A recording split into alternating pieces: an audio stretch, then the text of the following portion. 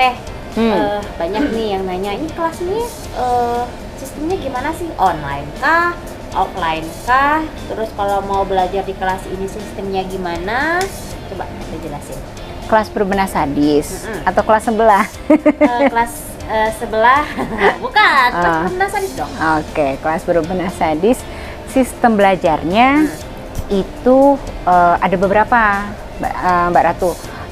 Yang pasti lewat grup WA, WhatsApp ya. Terus kemudian ada juga Zoom meeting beberapa kali. Karena kan kelasnya 21 hari ya. Yes. Lumayan lama, tapi mengasyikan. Nah, terus kemudian juga tugas itu dikirimkan ke penanggung jawab kelas atau PJ ya, PJ kelas yang bersangkutan. Gitu. Jadi setiap kelas itu ada penanggung jawabnya ya? Ada. Okay. Ada.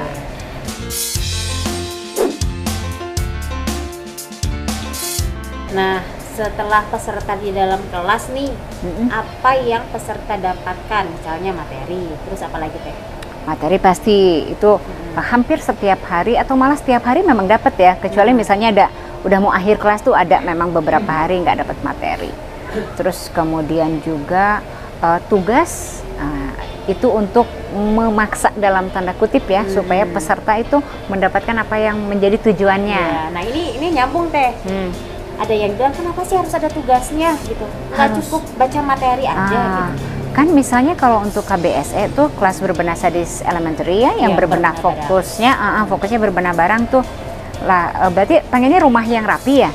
Rumah rapi, barangnya secukupnya, nggak berantakan. Gimana mau seperti itu kalau kita nggak dikasih tugas? Nah, jadi tugas-tugas itu akan membuat tujuan peserta itu tercapai. Gitu. Nah,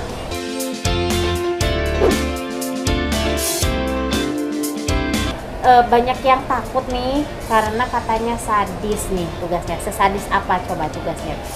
Sesadis apa?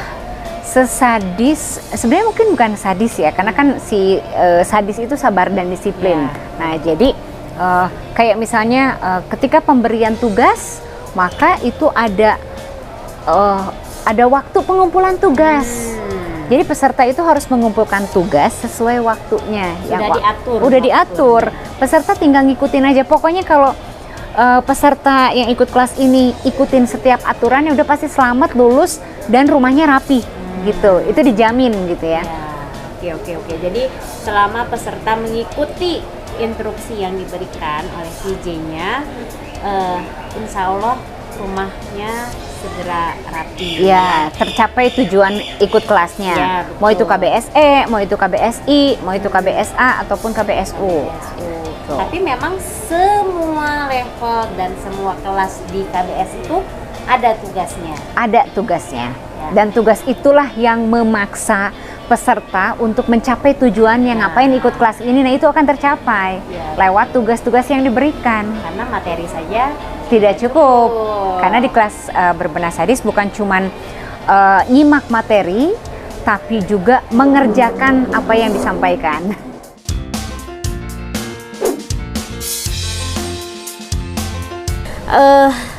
Saya udah jadi peserta nih, misalnya ya udah jadi peserta. Apa yang harus saya siapkan selama kelas berlangsung? Ya, jadi pada saat seseorang menjadi peserta di kelas berbenah sadis, itu yang pertama siapkan badan. Harus fit ya, nggak boleh lagi sakit atau apa, itu sebaiknya tidak ikut, tunggu dulu sampai sehat. Nah, udah gitu juga usahakan tidak bepergian, apalagi bepergian jauh gitu ya. Atau ini khusus untuk semua kelas atau lebih ke kalau kelas berbenah sadis elementary yang berbenah barang? Karena berbenah di rumah barang ya. gitu. Tapi kalau waktu, uang dan lain sebagainya itu lebih bisa dikondisikan. Nah, tapi selain itu yang recehnya. Ini yang seriusnya itu ada 3 hal yang harus disiapkan oleh peserta kelas berbenah sadis. Apa itu? Yang pertama, niat. Niatnya harus kuat banget, harus kenceng banget, harus bulat banget. Nah, kenapa niatnya harus kuat banget? Karena saya pastikan ketika seseorang ikut kelas itu pasti ada masalah ya, ada tantangannya. Kalau niatnya nggak kuat, ada satu masalah aja udah cari alasan buat nggak nerusin. Itu. Jadi niatnya harus kuat dulu, harus mentalnya kayak baja. Oke. Jadi kalau nggak punya mental baja nggak boleh ikutan dong. sebelah. Oh, harus beli dulu ya. Berarti Oke. jual nggak? Jual. Oke. Kalau jual bisa nanti beli ya yang belum punya mental baja. Terus yang kedua, selain niat yang kuat, itu ikhtiar atau usaha yang maksimal. Oke. Nah, seperti apa usaha yang maksimal di kelas berbahasa sadis itu? Misalnya, ketika ada materi, nanti materi itu kan hampir tiap hari diberikan oleh PJ kelas, maka simak setiap informasi, termasuk materi, termasuk sesi diskusi. Ada sesi pertanyaan, maka tanyakan kalau ada yang nggak paham. Di diskusi ikut ngobrol. Terus kadang pertanyaan dari peserta lain itu kayak mewakili. Iya, betul. Oh iya ya, saya juga gitu. Makanya jangan cuma nyimak apa yang kita tanyakan aja, tapi simak juga apa yang peserta lain tanyakan. Siapa tahu itu solusi dari masalah kita. Selain itu adalah yang ketiga. Ini hal yang nggak kalah pentingnya.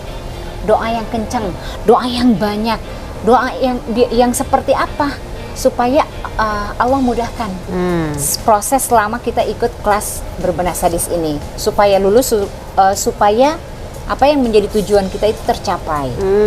Gitu. Oke, jadi harus ada 3 hal yang benar-benar kita tanamkan di diri kita gitu ya.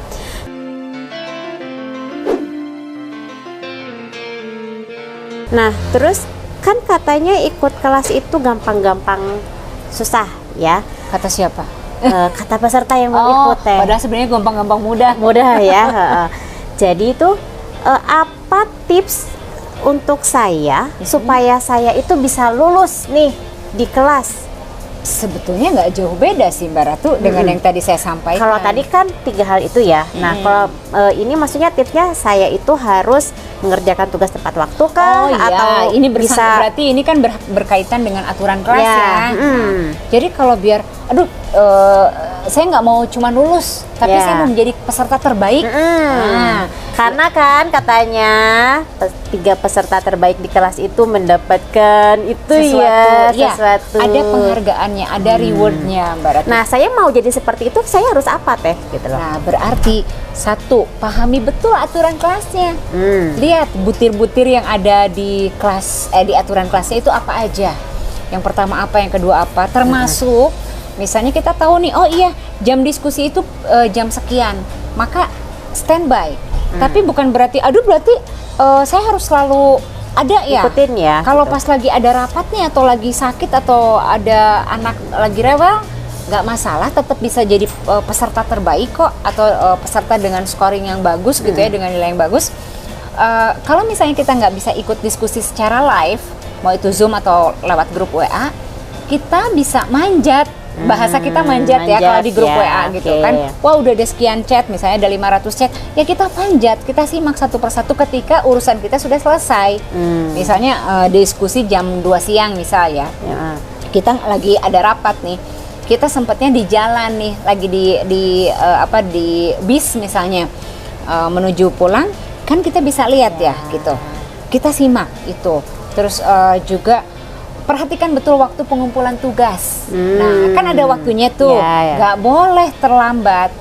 Ya, saran saya, kumpulkan tugas di setiap awal waktu. Jadi kalau tugasnya misalnya dikumpulkan dari pukul 3 subuh sampai pukul 7 pagi misalnya, maka jangan menjelang pukul 7. Gimana kalau wifi rumah tiba-tiba mati? Gimana kalau kuota tiba-tiba habis? Nah, tapi kalau kita kirimkan di awal, misalnya pukul 3:05, nah, ada apa-apa kan kita masih bisa usaha ya? Masih bisa buat ngecek juga. Betul. Bentar teh, ini banyak yang salah kaprah nih ya, disangkanya itu store tugas itu dari pukul sekian sampai pukul sekian itu adalah saat proses mengerjakan tugasnya, padahal bukan ya. Oh, bukan. Waktu pengumpulan tugas itu adalah ketika kita mengumpulkan tugas ke PJ kelas. Berarti sudah dilakukan. Sudah dikerjakan. Jauh-jauh hari sebelumnya ketika tugas, bukan hari sebelumnya ya, jauh-jauh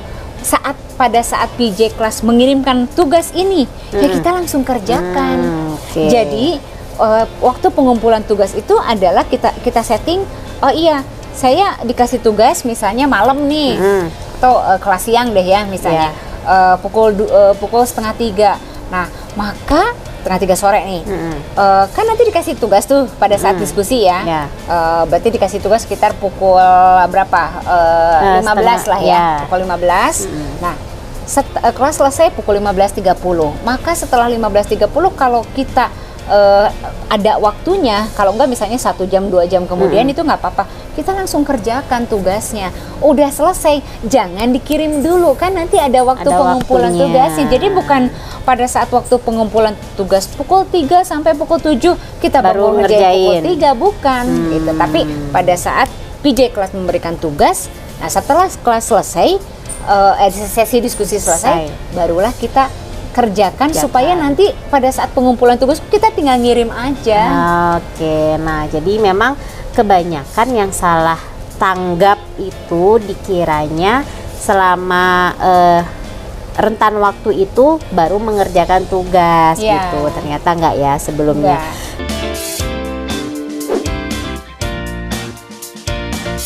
Nah oke Teh, ini saya udah di kelas, saya udah nyimak, saya udah ngerjakan tugasnya segala macem.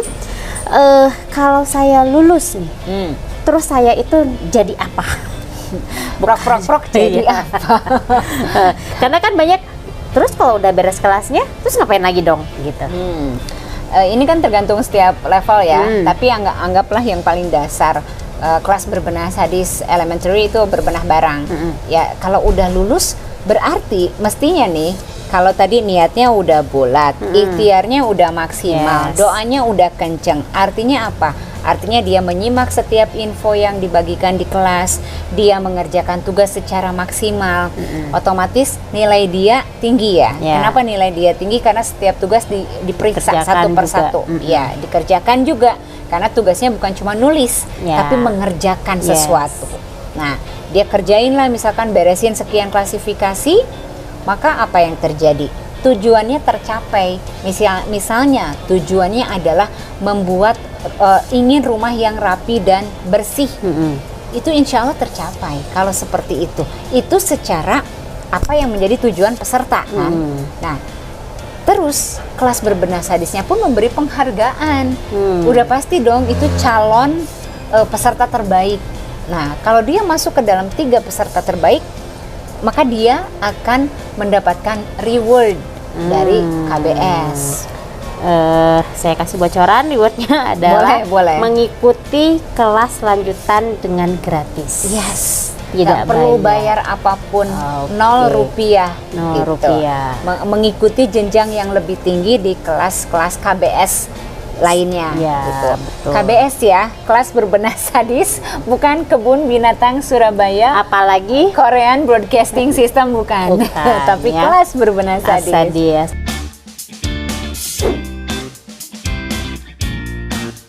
Oke, jadi berarti ada dong alumninya berarti? Ada wadahnya kah? Ada, seperti ember gitu ya, pakai gitu baskom. Ada alumni, ada wadah untuk para peserta yang sudah lulus tergabung dalam alumni kelas berbenah sadis. Mereka ngumpulnya itu ada yang di grup Facebook dengan nama yang sama ya, alumni kelas berbenah sadis. Ada juga di grup Telegram. Terus ada juga beberapa yang spesial itu memang di grup per kelas lagi, kayak misalnya grup KBSA gitu ya, itu beda lagi. Tapi ada yang semua pokoknya nggak peduli dari mana, asalkan dia lulus salah satu kelas saja, dia udah bisa ngumpul. Kecuali yang spesial itu tidak semua ya. Nah itu, dan Mbak Ratu, bocoran aja ya. Kayaknya sekarang kalau kemarin-kemarin saya selalu bilang lebih dari 3.000 lulusan kelas berbenah sadis itu sudah ada. Nah tapi kalau sekarang sepertinya sudah lebih, sepertinya sudah mau 4.000, tapi saya belum pastikan ya. Yang pasti lebih dari 3.000 orang yang sudah menjadi alumni lulusan kelas berbenah sadis. Nah ini ada kegiatan nggak sih Teh? Kegiatannya tentu ada. Kalau setiap hari Sabtu itu kita market day di grup tele. Jadi buat mak-mak yang doyan jualan gitu ya, itu boleh untuk memasarkan produknya gitu. Boleh promo lah di grup Telegram. Di FB juga boleh, cuman memang belum sebiasa di tele ya. Terus kemudian juga ada juga yang namanya kelas, ada juga sharing nih sebelum saya ngomongin soal kelas. Biasanya, tapi ini sudah agak lama kita tidak lakukan, mudah-mudahan kedepannya kita akan lakukan lagi sharing. Jadi dari alumni untuk alumni bagi alumni. Misalnya nih ada dokter gitu ya kan, lulusan alumni kelas berbenah sadis itu terdiri dari berbagai berbagai latar belakang. Ada dokter, notaris, pengacara, guru, dosen, segala macam lah ya. Nah itu mereka apa yang menjadi ilmu buat mereka biasa aja, tapi ternyata berharga untuk dibagikan. Jadi mereka yang sharing. Ya, gitu, mereka sharing ke teman-teman alumni. Terus kemudian juga ada juga satu lagi nih yang ini menjadi salah satu penarik ya sebetulnya. Kelas gratis, Mbak Ratu. Ngapain aja kelas tuh gratis ini bukan tentang berbenah, tapi ini kelas yang kelas-kelas yang memang di luar berbenah. Kayak misalnya nih, mak-mak tuh kan doyan ya kalau sama yang gratisan. Yang sudah kita lakukan ini adalah kelas cara membuat yogurt. Wah, kebayang dong. Dan yogurtnya itu memang hasilnya itu kental, jadi kayak Greek yogurt gitu. Nah itu kan kalau beli tuh lumayan ya. Nah, tapi ini kita bisa bikin dengan hasil modalnya murah, tapi hasilnya mantap gitu. Dan gratis untuk alumni ya, karena untuk yang lulus. Terus kemudian yang sudah kita buat juga kelas cara membuat berbagai macam selai. Ternyata gampang bikinnya kalau kita tahu caranya. Terus yang terakhir itu cara bikin coklat, berbagai macam coklat. Nah itu kelas gratis yang ternyata itu bisa menjadi peluang bisnis, Mbak Ratu. Peluang bisnis untuk para alumni itu gitu. Karena dari beberapa peserta yang ikut ya, tentunya mereka alumni ya, mereka jadikan itu lahan bisnis, terima PO kan. Alhamdulillah ya gitu. Jadi kayak membuka apa ya, membuka jalan rezeki lah ya, membuka pintu rezeki dan memang bikin si alumni juga jadi lebih kreatif lagi. Gitu ya Oke lah, itu untuk alumni. Berarti jangan takut lulusan alumni itu kemana, soalnya memang ada wadahnya ya, kita dalam satu wadah gitu.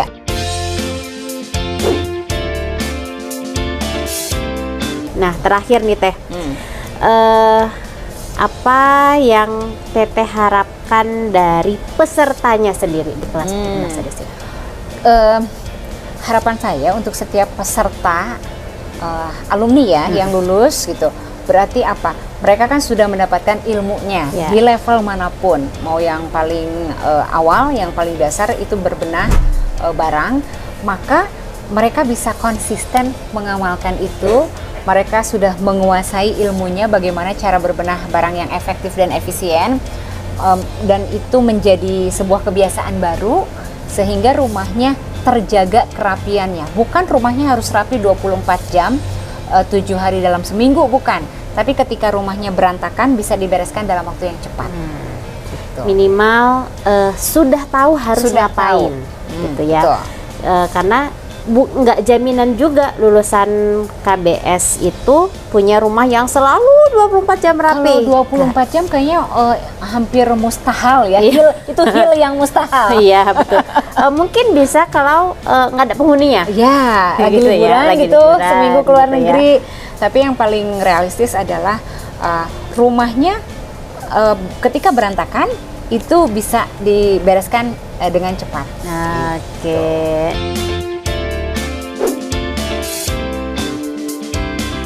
Nah, tes terakhir deh, bocoran lagi. Perasaan tadi udah terakhir ya? Terakhir ya, sekarang terakhir lagi deh. Apa visi dan misinya Teteh untuk kedepannya, atau ada rencana apa sih kedepannya untuk KBS gitu?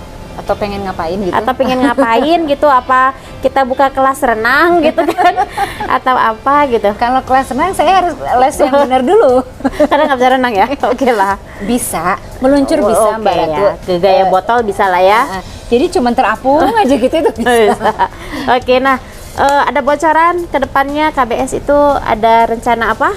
Kalau bocoran belum ya, Oke. tapi yang saya harapkan dengan adanya KBS itu, saya ingin supaya emak-emak Indonesia, emak-emak Indonesia artinya yang di luar negeri pun selama mereka emak-emak Indonesia itu boleh ya, karena memang setiap Karena batch memang, selalu ya, ada betul, peserta betul. dari luar negeri. Orang Indonesia, emak-emak Indonesia yang tinggal di luar negeri. Jadi harapan saya adalah emak-emak Indonesia itu bisa menguasai ilmu berbenah, tidak hanya barang tapi uang, waktu, hati, pikiran gitu, bahkan otak, supaya apa? Supaya mereka bisa mengeluarkan kehebatan mereka menjadi versi terbaik dari mereka sendiri. Gitu. Oke, jadi Gitu. supaya emak-emak nggak ada lagi tuh yang stres ya. Nggak untuk ada lagi urusan berita rumah. yang bunuh diri, nggak sanggup Iya. misalnya tertekan oleh Tertekan. suami atau ekonominya sulit gitu. Karena apapun juga kalau ini terutama untuk yang KBSA ya Mbak Ratu. Iya. Jadi kadang saya miris ya gitu, begitu melihat berita di TV atau berita di medsos gitu ya, seorang ibu bunuh diri karena nggak kuat dengan tekanan hidup. Nah, insya Allah kalau di KBSA tuh, lulusan KBSA itu tidak akan seperti itu, karena dia akan selalu bisa mengambil sisi positif dari setiap kejadian. Oke. Tuh. Dan kalau rumah termasuk, kalau rumahnya rapi, itu tingkat kewarasan juga terjaga. Nah itu, jadi memang ada tuh Teh yang bilang kalau kita mau menilai seseorang, lihatlah dari kondisi rumahnya. Betul. Gitu ya. Oke deh Teh, terima kasih obrolan Sama-sama. ini. Semoga ini membantu kekepoan mama atau kegundah gulanaan emak-emak tentang kelas ini. Ya. Oke, sampai jumpa lagi di lain waktu, kita ngobrol-ngobrol lagi. Oke. Dah Teh, terima kasih. Sama-sama.